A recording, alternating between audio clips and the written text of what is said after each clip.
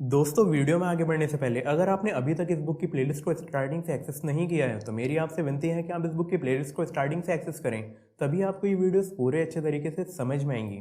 दोस्तों, अभी तक हमने इस बुक के 17 चैप्टर्स कंप्लीट कर लिए हैं और अब इस बुक के ओनली 4 चैप्टर्स बचे हैं जो कि मैं बहुत जल्दी ही खत्म कर दूंगा। दोस्तों, मैं जानता हूँ कि मैं वीडियोस काफ़ी लेट अपलोड करता हूँ। एक्चुअली मेरे को टाइम नहीं मिल पाता है, इसलिए मैं वीडियोस रेगुलर अपलोड नहीं कर पाता हूँ। लेकिन मैं आपसे कोशिश करूंगा कि मैं आप लोगों के लिए ज़्यादा से ज़्यादा वीडियोस अपलोड करूँ। और हाँ, ये बुक खत्म होने के बाद आप लोगों को कौन सी बुक की ऑडियो बुक सुननी है, आप वो प्लीज़ कमेंट में ज़रूर बताना। मैं आपके लिए उस बुक की ऑडियो बुक ज़रूर बनाऊंगा। या फिर आपको और किसी भी टाइप की वीडियोस चाहिए तो आप वीडियो के नीचे कमेंट में ज़रूर बताना, मैं आपके लिए उस टाइप की वीडियोस ज़रूर बनाऊंगा। तो चलिए दोस्तों, हम आज के अपने चैप्टर को शुरू करते हैं। आज के हमारे चैप्टर का नाम है महत्वाकांक्षाएं घटाएं। यदि आपको वाकई जीवन में सफल होना हो तो अपनी महत्वाकांक्षाओं को कमज़ोर रखें। आप कहेंगे यह तो आपने उल्टी बात कह दी। नहीं, दरअसल मैं हूँ ही उल्टा, या यूं कहूँ कि आपकी बुद्धि की परिभाषा से मैं विपरीत हूँ, इसलिए उल्टा जान पड़ता हूँ। और चूंकि सफलता मन का विषय है, बुद्धि का नहीं, बुद्धि सफलता का यह सारसूत्र कभी नहीं समझ पाती। वह यही समझाते रहती है कि आगे बढ़ना हो तो बड़ी महत्वाकांक्षाएं रखो, लेकिन गलत। और मैं कोई भी बात ऐसे ही नहीं कहता हूँ। मेरी भाषा ही सबूतों की है और मेरी कार्यप्रणाली तथा उसके परिणाम भी अपने आप में स्वयं सिद्ध है। एक बात और स्पष्ट कर दूं आपसे कि जैसे यह पूरी प्रकृति और उसकी हर एक चीज नियम से चलती है, वैसे ही मैं भी नियमों से ही बरतता हूँ। और मेरा यह नियम है कि जितनी बड़ी महत्वाकांक्षाएं जीवन में, उतनी ही बड़ी असफलताएं। और मेरी कही बात का पूरा इतिहास गवाह है। संसार में कौन है जो महत्वाकांक्षी नहीं? कौन सा बच्चा है जिससे बड़ी बड़ी उम्मीदें नहीं बांधी जाती? कौन है जो बड़े बनने के सपने नहीं देख रहा, लेकिन परिणाम में सफलता कितनों को मिल रही है? हजारों लाखों में कोई एक। क्या ये आंकड़े मेरी कही बात सिद्ध करने को पर्याप्त नहीं? यदि आप मेरी यह सीधी बात समझ गए हो तो मैं आपसे इसके कारणों पर चर्चा करता हूँ, क्योंकि मैं जो कहूँगा वह सिद्ध भी करूँगा। लेकिन चूंकि मैं स्वयं अदृश्य हूँ, अतः मेरी बातें व उनके प्रभाव कोई विज्ञान की प्रयोगशाला में तो सिद्ध होने वाले नहीं। मेरी प्रयोगशाला तो मनुष्य का जीवन है, सो अपने व दूसरों के जीवन में झांकी मेरी बातें स्वयं सिद्ध होती चली जाएंगी। तो अब मैं आपको यह समझाने का प्रयास करता हूँ कि आपकी महत्वाकांक्षाएं कैसे आपकी सफलता के मार्ग में रोड़ा बनती हैं। और इस विषय में सबसे पहली बात तो यह है कि महत्वाकांक्षाएं या तो आपको पकड़ाई जाती है या बाहर की दुनिया से प्रभावित होकर आप उसे ओढ़ते चले जाते हैं। लेकिन आपकी बाहर से ओढ़ी इन महत्वाकांक्षाओं से मेरा कोई लेना देना नहीं बनता, क्योंकि मैं अपने ही कारणों से अपने ही अंदाज में बरतता हूँ। बाहर का जगत मुझे रत्ती भर प्रभावित नहीं करता है। अब सवाल यह उठता है कि मेरे निराले अंदाज के तहत मनुष्य को जीवन में सफलता मिलती कैसे है? तो उसका सीधा सीधा एक ही गणित है कि वह किसी एक क्षेत्र में मास्टर हो जाए। अब सवाल यह है कि वह क्षेत्र कौन सा हो, यह तय कौन करेगा? निश्चित ही मैं ही मनुष्यों में रुचियों को पैदा करने वाला हूँ, और मैं ही उन रुचियों को निखारने की क्षमता भी रखता हूँ। तथा वह भी मैं ही हूँ जो उन रुचियों में मनुष्य का ध्यान लगवाता हूँ। और यह मेरी ऐसी परम सत्ता है जिसमें किसी बाहरी ताकत की कोई दखल अंदाजी मुझे मंजूर नहीं। और सच तो यह भी है कि इसमें बाहरी ताकत कुछ कर भी नहीं सकती है। किसी में व्यवसाय तो किसी में वैज्ञानिक इंटेलिजेंस मैं ही पैदा करता हूँ, किसी में संगीत तो किसी में साहित्यिक कला मेरे ही कारण है। जैसे अगर पूरा विश्व एक हो जाए तथा किसी एक बच्चे को मार पीट कर कवि बनाना चाहे तो भी वह नहीं बना सकते। यदि आप मेरी यह परम सत्ता समझ गए हो तो आप यह भी समझ लें कि सफलता मनुष्य का जन्मसिद्ध अधिकार है, लेकिन गड़बड़ मेरे कार्यक्षेत्र में दखलंदाजी करने से हो जाती है। जब मनुष्य के भीतर की रुचि मैं पैदा करता हूँ तो स्वाभाविक रूप से वह किस क्षेत्र में सफल हो सकता है यह भी मेरे द्वारा तय हो ही जाता है। और बच्चे को उसकी राह पकड़ाकर चलाना शुरू ही करता हूँ कि परिवार वाले उसकी राह में रोड़ा अटकाना शुरू कर देते हैं। माँ बच्चे को डॉक्टर बनने की महत्वाकांक्षा पकड़ा देती है तो पिताजी व्यवसायी बनाने पर तुल जाते हैं। चाचा वैज्ञानिक तो नाना जी कवि बनने की सलाह दे डालते हैं। बच्चा सुनने को बाध्य है, और जब सुनेगा तो उम्मीदें भी जगाएगा ही। और उम्मीदें भी कैसी कि बड़ा बनते बनते स्वयं ही भटक जाता है। जवान होते होते तो उसने कई क्षेत्रों की महत्वाकांक्षाएं पाल ली होती है, दो चार में हाथ भी आजमा चुका होता है, पर सब बेकार, क्योंकि वह मेरी इच्छा के विरुद्ध कोशिश कर रहा होता है। मैं भीतर से काव्य भेज रहा होता हूँ और वह व्यवसाय में हाथ आजमा रहा होता है। बस यहीं से उसकी बुद्धि व मेरे बीच संघर्ष चालू हो जाता है। कविताओं को बुद्धि मौका नहीं देती और व्यवसाय में मैं उसका साथ नहीं देता। जबकि मनुष्य यह स्पष्ट समझ ले कि वह सफल सिर्फ मेरे सुझाए क्षेत्र में ही हो सकता है। अतः परिवार वालों को चाहिए कि बच्चे को महत्वाकांक्षाएं पकड़ाने की बजाय गौर से उसकी आती जाती व बदलती रुचियों को देखें और जिस भी क्षेत्र में उसकी प्रज्ञा झलकती मालूम पड़े बस उस क्षेत्र में उसे प्रोत्साहित करें। एक ना एक दिन वह उस क्षेत्र में सफलता अवश्य पा लेगा। यह बात समझ गए हो तो दूसरी बात भी समझ लें। मूड, ध्यान, विश्वास यह सब मेरे विषय हैं, बुद्धि के नहीं। और मैं मूड, ध्यान व विश्वास सिर्फ अपने चुने क्षेत्र में ही लगने दूंगा। बुद्धि का कोई उपाय मुझ पर काम नहीं करेगा। सीधी बात है, मेरे सुझाए क्षेत्र के विपरीत जाने पर मैं मनुष्य का ध्यान ही उस क्षेत्र में नहीं लगने दूंगा, उसका कार्य करने में मूड ही नहीं बनने दूंगा। भला सोचिए, बिना मूड व ध्यान के आप किसी भी कार्य में कितनी ही मेहनत क्यों ना झोंक दें, परिणाम क्या खाक आएगा। अरे मेहनती लोग मजदूर कहलाते हैं और देखो मेरे विरुद्ध जाने वालों को, मैंने मजदूर ही तो बनाकर छोड़ा हुआ है। चलो छोड़ो, अभी तो इस बात का एक दूसरा खतरनाक पहलू भी समझ लीजिए। माना एक क्षेत्र में लगातार मेहनत करने से आप उस क्षेत्र के कुछ ज्ञाता हो जाते हैं। यह भी सच है कि लगातार एक क्षेत्र में की गई मेहनत से उस क्षेत्र में आपकी प्रज्ञा भी जागती ही है। सो हो सकता है उसकी बदौलत आप जीवन में छोटी मोटी सफलता हासिल भी कर लें। परंतु देखो यह है कि इतनी मेहनत कर तथा इतने कष्ट उठाकर आपने छोटी मोटी सफलता हासिल कर भी ली तो भी आपके हाथ क्या लगा। मैंने आपको अपनी रुचि के विरुद्ध कार्य करने के एवज में कितने कष्ट पहुंचाए, मैंने आपको भीतर ही भीतर कितना खसोटा, और फिर सफलता पाने के बाद भी मैं आपको अपनी रुचि अनुसार कार्य न कर पाने की बेचैनी तो मरते दम तक महसूस करवाता ही हूँ। उससे तो मेरी सुझाई राह पर चलते कार्य करने का भी आनंद देता और कम मेहनत में सफलता भी इससे 1000 गुना हासिल करवा देता।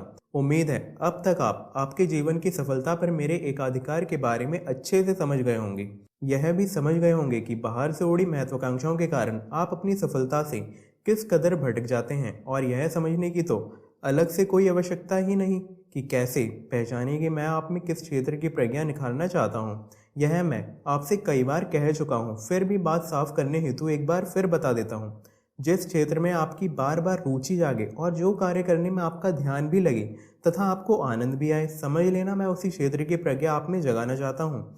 और जिस कार्य को करने के बाद आप में संतोष का अनुभव होने लगे तब तो बात पूरी तरह पक्की हो गई। फिर तो आप परिवार, स्कूल या समाज किसी की मत सुनना, बस भिड़ जाना। देखिए मैं आपको कहाँ से कहाँ पहुँचा देता हूँ।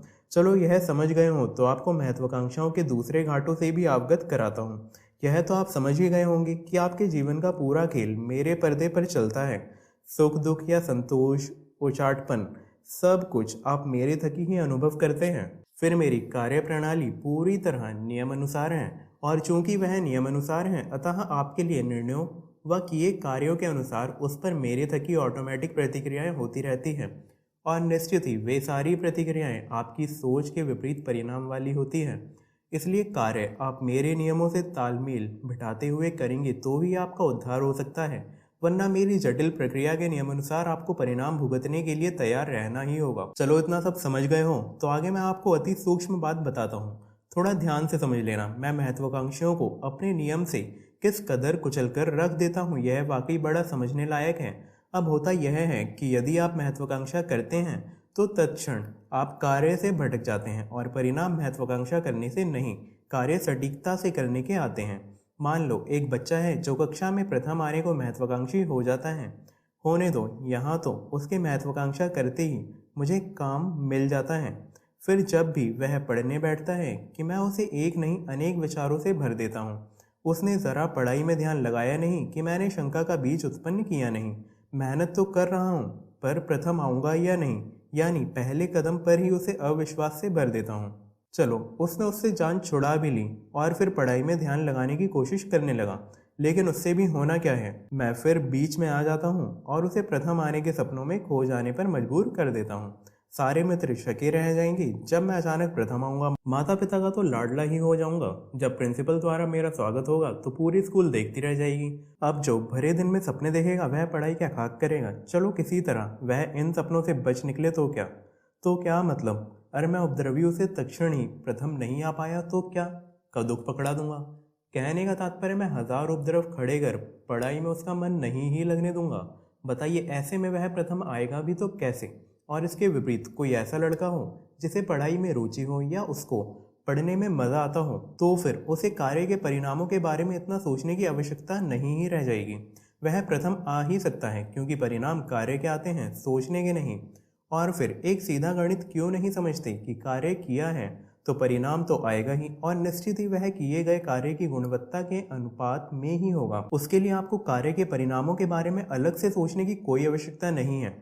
तो फिर परिणामों के बारे में सोचकर क्यों अकारण अपनी ऊर्जा आप विभाजित करते हैं? याद रखना, महत्वाकांक्षा का यह नियम छोटे से छोटे और बड़े से बड़े हर तरह के कार्य पर लागू होता है। कदम कदम चले तो 1000 किलोमीटर का फासला भी आसानी से तय किया जा सकता है, परंतु हर कदम पर 1000 विचार करने वाला कभी नहीं पहुंच सकता, और पहुंचे भी तो कैसे, समय से तो कभी भी नहीं पहुंच सकता है। अतः जिसका ध्यान कार्य के परिणामों के बारे में विचार किए बगैर सिर्फ कार्य पर है, वह एक एक कर जीवन में 1000 सफल कदम उठा ही लेता है। मानो कोई संगीतकार है, यदि वह अपने जीवन में 1000-2000 सफल धुनें बनाने की सोचे तो क्या होगा? ऐसी महत्वाकांक्षा उसकी बनाई प्रारंभिक धुनों की ही क्वालिटी बिगाड़ कर रख देगी। और फिर ऐसा महत्वाकांक्षी जो अवार्ड्स या नेम फेम के सपनों में खोया रहता हो, धुन क्या खाक बनाएगा? जबकि उसके विपरीत कोई दूसरा संगीतकार हो, उसे नई नई धुनें बनाने में आनंद आ रहा हो, तो उससे एक के बाद एक हसीन धुनें बनती चली जाएंगी, और ऐसे में अवार्ड्स व नेम फेम एक दिन उसका भाग्य हो जाएगा। उसके लिए कोई अलग से महत्वाकांक्षा करने की आवश्यकता थोड़ी ही रह जाती है। यानी कार्य पर ध्यान देने वाला और उस कार्य में आनंद अनुभव लेने वाला ही सफलता के शिखर छू सकता है। इसे ही मनुष्य का पैशन या जुनून या लगन कहते हैं, और जुनूनी व्यक्ति को महत्वाकांक्षा करने की कोई आवश्यकता नहीं रह जाती है। यहाँ यह भी समझ लेना कि एक एक कदम पर आगे बढ़ रहा यह जुनूनी व्यक्ति भी यदि कभी बीच रास्ते में महत्वाकांक्षी हो जाए तो वह भी वहां से फिर कभी आगे नहीं बढ़ पाता, क्योंकि महत्वाकांक्षा जागते ही उसके कार्यों की गुणवत्ता स्वतः ही कम हो जाती है, और परिणाम कार्यों की गुणवत्ता के ही आते हैं। मैं उम्मीद करता हूँ कि आप मेरी समझाई बात समझ गए होंगे। आप समझ गए होंगे कि परिणाम कार्य पर ध्यान देने से आएंगे। महत्वाकांक्षा में ध्यान विभाजित कर उल्टा आप कार्यों को बिगाड़ेंगे ही। यूं भी जीवन में आगे बढ़ने के लिए आगे बढ़ने का सोचने की कोई आवश्यकता नहीं। एक के बाद एक सफलतापूर्वक निपटाए जाने वाले कार्य आपको आगे बढ़ाते ही चले जाएंगे। आप सोचें ना सोचें और आप चाहें ना चाहें, सफलता आपके कदम चूमती ही चली जाएगी। हालांकि यह सब बातें तो उन लोगों की हैं जो एक क्षेत्र में कार्यरत हैं, यानी एक महत्वाकांक्षा के साथ जी रहे हैं। लेकिन उन लोगों का क्या जो 1000 महत्वाकांक्षाएं लिए जी रहे हैं? वैसे उनका क्या बारे में ना तो मुझे कुछ कहने की ज़रूरत है और ना ही आपके कुछ पूछने की। अपने व आसपास वालों के जीवन पर नज़र फेर लें, स्वतः ही समझ जाएंगे। और यदि ना समझ आए तो समझ लेना कि अभी आपने जीवन का महत्व ही नहीं जाना है। जीवन होता है दिल खोलकर आनंद लेने तथा मृत्यु से पहले कोई बड़ा कार्य कर दिखाने के लिए। जैसे प्रकृति की हर वस्तु मूल्यवान है, वैसे ही हर मनुष्य भी मूल्यवान है। जैसे सूर्य, हवा या पानी सब कुछ इतना महत्वपूर्ण है कि उनके बगैर जीवन असंभव है, वैसे ही आपकी उपस्थिति का भी और आपके जाने का भी मनुष्य जाति पर असर होना ही चाहिए। जीवन सांस चलने का नाम नहीं, बल्कि अपने पदचिन्ह छोड़ जाने का नाम है। चलो बात को स्पष्ट करने के लिए कुछ उदाहरणों को सहारा लेता हूँ। यह समझाता हूँ कि बिना महत्वाकांक्षा पाले सिर्फ कार्य का आनंद लेने वालों को मैंने कहाँ से कहाँ पहुँचा दिया है। विंसेंट नामक महान चित्रकार का नाम तो आपने सुना ही होगा। चित्रकारी उनका पैशन था, बस वे चित्र बनाते रहते, उसे बेचना या नाम व दाम कमाना उनका उद्देश्य कभी नहीं रहा। उनके लिए तो चित्रकारी करने में मिलने वाला आनंद ही उनके कार्यों का एकमात्र इच्छित परिणाम था। अब ऐसे व्यक्ति की चित्रकारी का क्या कभी कोई जोड़ हो सकता है? बस वे चित्र बनाते और रखे रहते। बहुत हुआ तो दोस्तों के घर जाकर अपनी पेंटिंग्स टांग आते। दोस्त भी दोस्त थे, पेंटिंग्स की कोई पहचान तो थी नहीं उन्हें। विंसेंट के जाते ही अपनी दीवारों से उसे निकालकर यहाँ वहाँ रख देते। व्यर्थ ड्राइंग रूम की शोभा क्यों बिगाड़ना? उधर विंसेंट का ध्यान इन बातों में कहाँ विभाजित होने वाला था। वे तो बस चित्रकारी के दीवाने थे, उनका पूरा ध्यान बस पेंटिंग बनाने में लगा रहता था। एक दिन ऐसा हुआ कि वे किसी पहाड़ी के सूर्यास्त देख रहे थे। यह सूर्यास्त उन्हें ऐसा तो भाया कि उन्होंने उसकी पेंटिंग्स बनाने की ठान ली। महीनों उसी पहाड़ी पर डेरा डाले सूर्यास्त की पेंटिंग बनाते रहे। अब ऐसी दीवानगी के परिणाम तो आने ही थे। उनकी वह पेंटिंग अमर हो गई। हाँ, यह बात अलग है कि उनकी उस पेंटिंग को ख्याति उनकी मृत्यु के पश्चात ही मिली, लेकिन इसके बाद उनकी इस पेंटिंग ने उन्हें रातों रात विश्वविख्यात चित्रकार बना दिया। फिर तो उनकी तमाम पुरानी पेंटिंग्स की भी मांग बाजार में निकल आई। ऊंचे ऊंचे दामों पे वे भी बिकना शुरू हो गई। निश्चित ही इससे विंसेंट के साथ साथ दोस्तों की भी उड़ के लग गई।